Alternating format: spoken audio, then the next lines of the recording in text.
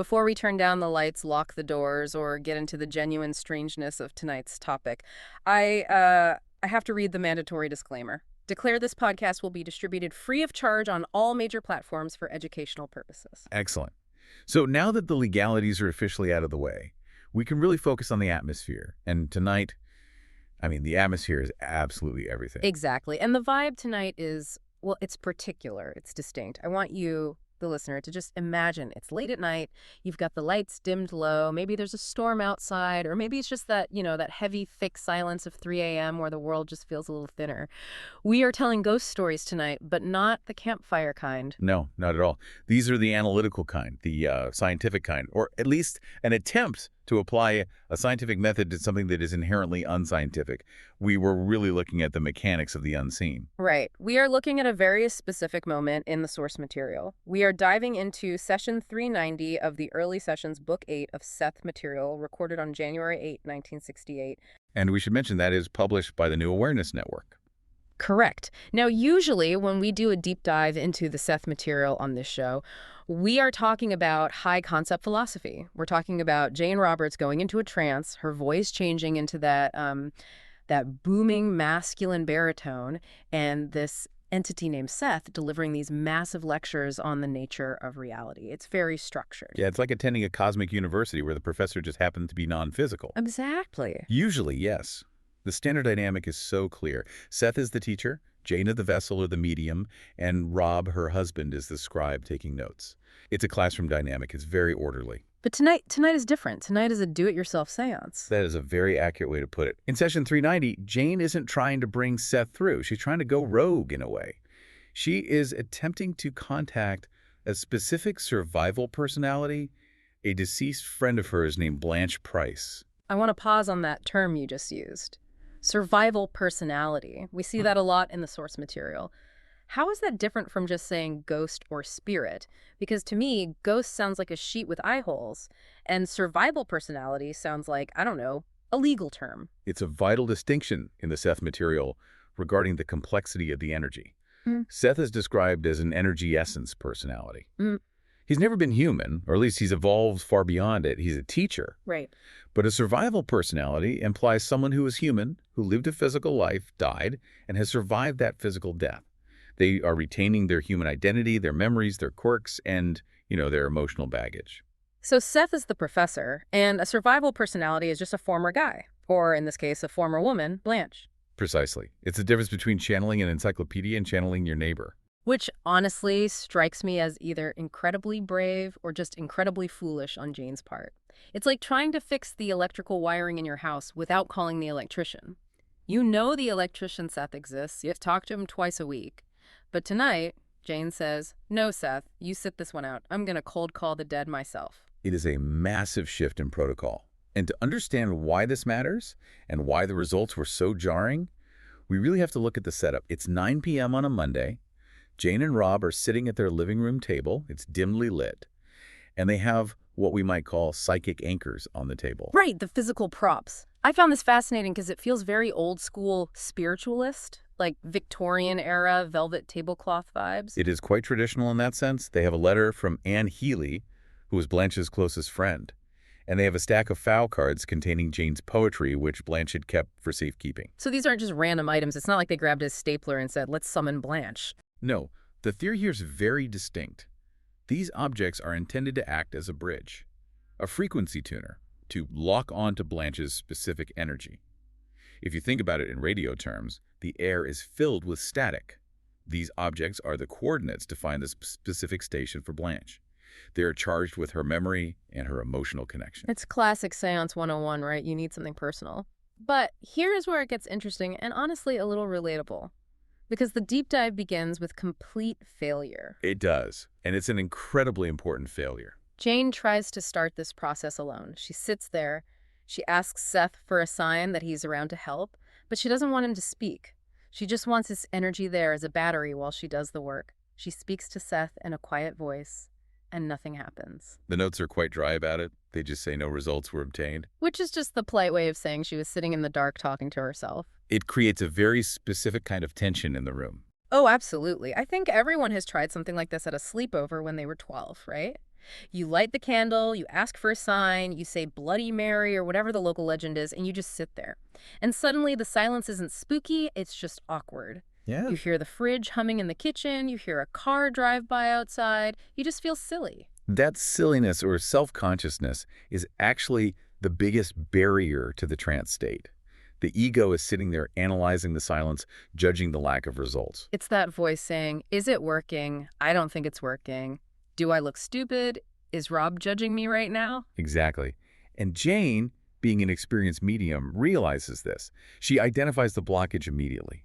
She realizes that her active attempt to reach out her striving is actually blocking the signal. It's the paradox of effort. It's like insomnia. The harder you try to sleep, the more awake you are. Correct. So she changes strategy, and this is a fascinating pivot point in this session.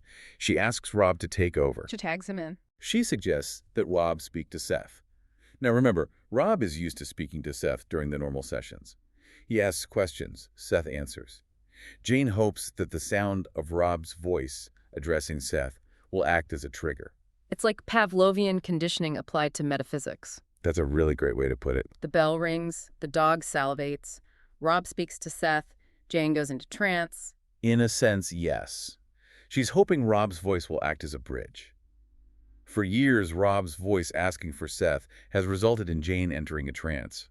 If Rob takes the burden of the invocation, Jane can stop trying to manage the process. She can stop being the director and go back to being the actor. So Rob becomes ground control. Precisely. Rob begins speaking to Seth, asking for assistance, asking for protection, and specifically asking for help in contacting Blanche. And this shifts the dynamic completely. Yeah. Because now Jane isn't the one doing the seance, she's the receiver. And what gives her a very specific instruction here, which I think is the key to the whole experiment. He tells her to stop thinking and start feeling. Let's unpack that, because that sounds like advice you'd get in an acting class or maybe a therapy session. But in this context, it's a technical instruction. It is crucial for mediumship, according to this material. The notes explicitly say she needed to bypass strict, ego-oriented forebrain thinking. The forebrain, let's define that for the listener. That's the executive center, right? Essentially, yes. It's the part of us that worries about paying the bills, checks the time, and wonders if we left the stove on. It's the analytical processor. It labels things. It looks at a table and says, this is a table, it is made of wood. It's the logic engine. Correct. And the logic engine is the enemy of intuition. To contact a survival personality, someone who no longer exists in our linear physical time and space, you cannot use linear analysis. You have to use emotional resonance. It's like trying to remember a song or a name that's right on the tip of your tongue. We've all been there. You grit your teeth and think, what is his name? What is it? And it just disappears. It runs away from you. The harder you grasp, the more slippery it becomes. You have to almost look away from it. You have to relax, think about something else, and let it float up to the surface on its own. That is the perfect analogy. Rob is talking, filling the air with sound and intent, which distracts Jane's analytical mind just enough to let her intuitive senses open up. He is keeping her forebrain busy so her hindbrain or her subconscious can open the door. And that is when the physical manifestation begins. And the atmosphere shifts from awkward to profound. And this is where we move from interesting psychological experiment to lights on, sleeping with the TV on territory. Because the way this manifestation happens isn't what I expected at all. It certainly gets more intense than a standard Seth session. So Rob is talking, and Jane starts to react. It starts small. She begins nodding her head. Repeatedly. Gently at first. Which is a classic trance sign. We've seen that in other sessions. It's like the engine idling, warming up. But then her breathing changes. Deep, heavy breathing. This indicates a shift in consciousness, a lowering of the metabolic rate. It suggests she is going under, deeper than usual. Okay, nodding and breathing, I can handle that. That's standard meditation stuff. But then we get to the part that genuinely gave me the creeps when I was reading the source material. The notes call it the left-hand phenomenon. Yes. This is the specific detail that validates the strangeness of the event. Jane's left hand lifts up off the table. On its own. Seemingly without her conscious control, yes. Yep. It lifts up and it begins to slap lightly at her right hand repeatedly. Just picture that for a second. You're sitting in the dark, your wife is across from you. Her eyes are closed. She's breathing heavy like she's running a marathon in her sleep. And her left hand is just slap, slap, slap, hitting her other hand. It's so specific and so rhythmic. It's not a grand gesture. It's almost mechanical. It is a dissociation. It's the body acting without the owner's consent. And Jane's description of it later is what really adds the weight to it. She said the sensation was weird. She said it felt subjectively like a dead hand. Like a dead hand. That phrase alone carries so much horror movie weight. But what does she mean by that, physiologically? It implies a lack of circulation, a numbness, or a lack of life force. You know the feeling when your arm falls asleep. It's heavy. It feels like a piece of meat attached to you, not part of you. It feels like an object. Exactly. And this brings us to a really disturbing theory that the analysis in the source material brings up. Why did it feel like a dead hand? Why that specific sensation? It wasn't just random numbness. No, the hypothesis presented in the notes is quite profound. The idea is that for Blanche, the deceased personality, to contact the living, she might have to go through the experience of being ill once again. That is a horrifying concept. It suggests that the doorway back to the physical world is the same doorway she used to leave it. If she left through illness and death, she has to momentarily re-inhabit that state to reach Jane. So Jane isn't just channeling Blanche's personality, she's channeling Blanche's death. Or at least the physical sensations associated with her final state. The notes say it was as if she had to approach the death experience itself to make contact. That explains the dead hand feeling. It explains the heaviness. It explains why the hand was slapping the other, maybe a nervous tic from the end of her life, or a spasm. And it explains why the vibe of the room shifted so dramatically. Yeah, let's talk about that shift. Because it didn't feel triumphant. It didn't feel like, hooray, we made contact, high fives all around. No. The notes describe it explicitly as unpleasant. Unpleasant. That's such a loaded word in this context. Jane begins to struggle. Her head starts tipping to the side, and she's struggling to right it, as if she has no muscle control, as if her neck cannot support the weight of her head. Which mirrors the state of a bedridden invalid. Precisely. And then she begins to whimper. A subdued whimper. It's the sound of a sick room. It's the sound of discomfort, a confusion, of weakness. That is officially where I would have turned the lights on. I'm just being honest with you and the listener. Yeah. If I'm Rob, I'm saying, okay, experiment over. This is traumatizing. Let's watch a sitcom. But Rob doesn't do that. No, and it's a very good thing he didn't. Because Rob acts as the stabilizer here. If he had panicked or if he had stopped, Jane might have been left stuck in that unpleasant emotion. She might have been stranded in the mud of that death memory. He keeps talking. He keeps talking. He reassures Jane by name. He tells her she's doing well. He reminds her that he and Seth are there as protectors. He's the lifeline. He's the guy holding the rope while she dives into the dark water. He is pulling her through the mud of this death memory so she can get to the message on the other side. Exactly. He is preventing the sick room episode from becoming the whole experience. He's guiding her through the trauma of the death memory to get to the personality that still exists beyond it. And it works. It does. Because eventually the whimpering stops. The struggle calms down. And Jane speaks. And importantly, it's not the booming voice of Seth. No. That's a key distinction. Seth is loud, confident, humorous. This is a low voice. Whispering. She mouths the words first as if she's forgotten how to use her lips, as if the mechanism of speech is rusty. And what are the first audible words? This is Blanche.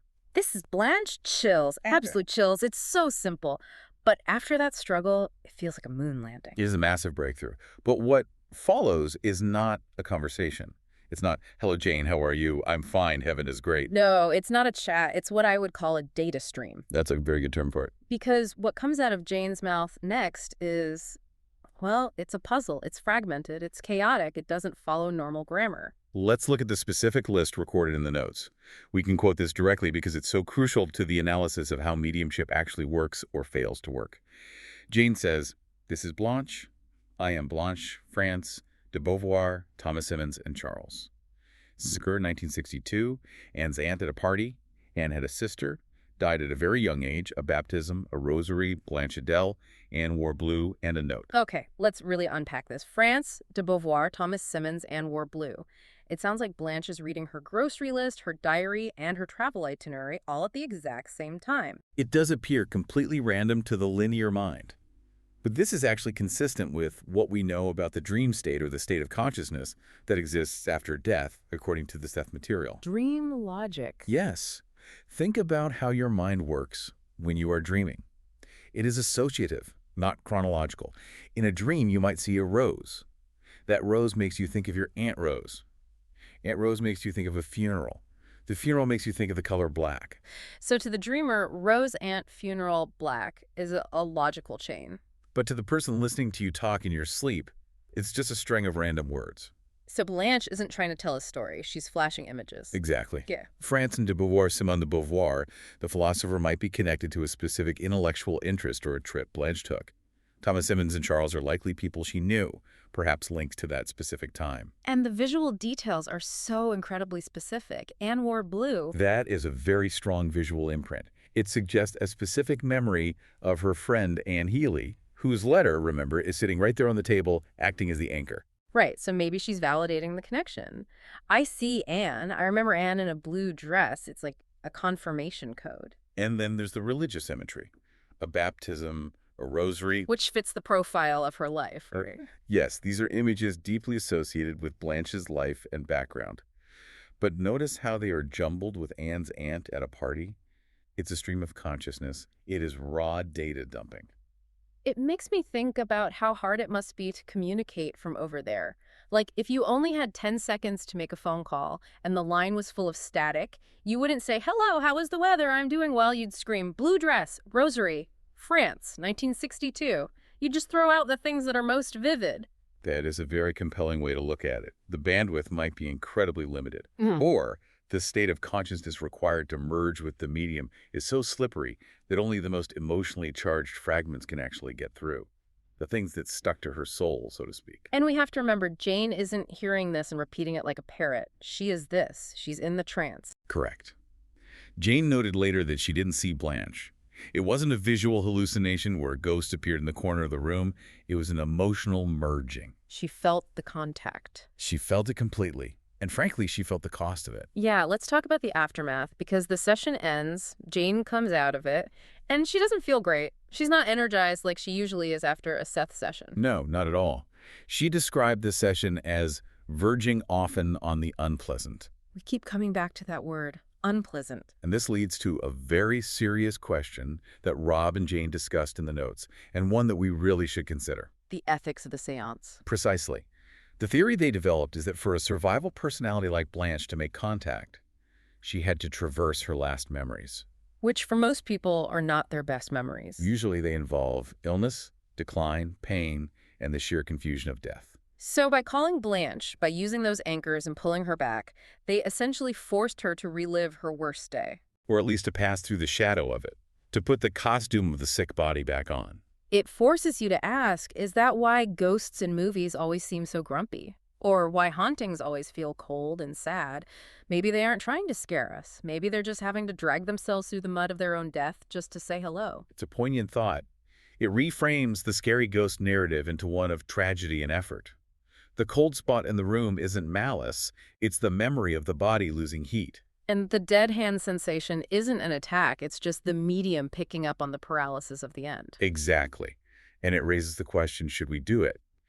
Jane and Rob wondered after this session whether a survival personality would actually want to do this very often. Hey Blanche, want to come visit? No thanks, Jane. I'd rather not feel like I'm dying again today. It suggests that while communication is possible, there are barriers for a reason. Perhaps the silence of the dead is a protective mechanism for them, not just for us. It allows them to move forward without being constantly dragged back into the trauma of their exit. That is, wow, that is heavy. But also kind of beautiful. It makes you respect the silence a bit more. It's not abandonment, it's peace. Indeed.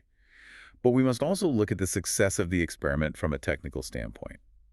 Despite the moral ambiguity, they achieved the goal. Right. Despite the unpleasantness, they did it. They proved that Jane could enter a trance state without Seth's direct control. That's the do-it-yourself part. And they proved the vital importance of the sitter. Rob. In a standard Seth session, Seth is the captain. He protects Jane. He controls the energy. But here, without Seth at the helm, Rob had to step up. He had to manually pilot the ship. He had to use his voice to keep Jane tethered to safety. The notes say his speaking kept the channel safe and prevented the unpleasant emotions from completely overwhelming her. So if you're listening to this and thinking about trying your own seance, Which, per the disclaimer, is purely for educational consideration. right. Definitely don't do it alone. You need a Rob. You need someone to be the ground control. You need someone to remind you of your name so you don't get lost in the dead hand feelings. The sitter is not just a passive observer. They are an active participant in the energy circuit. They provide the grounding wire. Without the ground wire, the surge can just burn out the entire system. It's the buddy system, metaphysical style. Precisely. You know, what strikes me about this whole session 390, is how raw it is. Usually the Seth Material is so polished, it's high-level philosophy, you create your own reality, the nature of the psyche. It's brilliant, but it's very intellectual. It's like reading a textbook written by a genius alien. It is functioning from a very high plane of existence, yes. But this was messy. This was nodding heads and heavy breathing and whimpering and fragmented lists of names.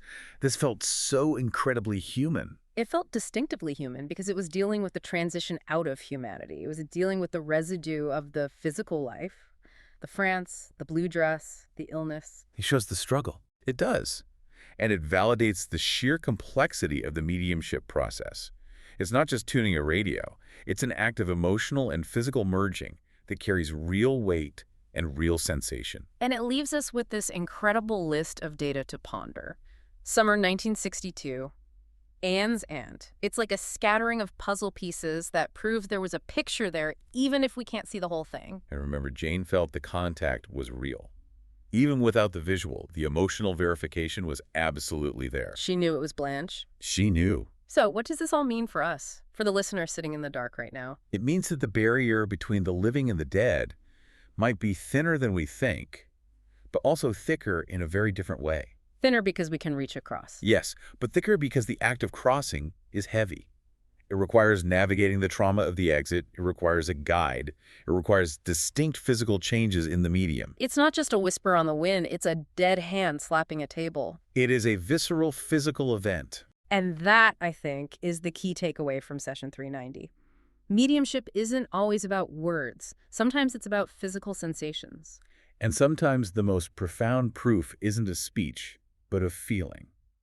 A feeling that is undeniably other. Well, I don't know about you, but I'm going to be looking at my own hands a little differently tonight. A healthy skepticism is good, but a healthy respect for the unknown is better. Absolutely. Now, look, we have only scratched the surface of what is in the Seth Material. This was just one session, session 390 at hundreds. Thousands of pages of material. If this do-it-yourself seance deep dive hooked you, if you want to understand who Seth actually is and how Jane usually does this without the whimpering and the dead hands, Then you need to go directly to the source. we strongly encourage you to study the Seth Material books. Don't just take our word for it. Read the transcripts, read the philosophy. You can visit the New Awareness Network website and bookstore. That is the place to go. The address is sethcenter.com/the early sessions. That's sethcenter.com/the early sessions. There is a wealth of information there that goes far beyond ghost stories.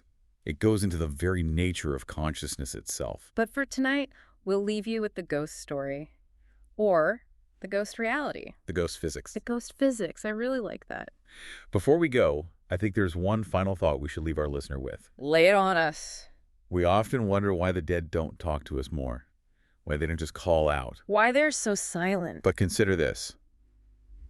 If you had to pick up the phone to call the living, but the price of the call was reliving your worst flu Or your car accident. or your heart attack. Will you still make the call? Wow. Maybe the dead aren't silent because they're gone. Maybe they are silent because the connection is just too heavy to hold. That is something to mull over in the dark. Thank you for listening to this deep dive. Stay curious. And keep the lights on.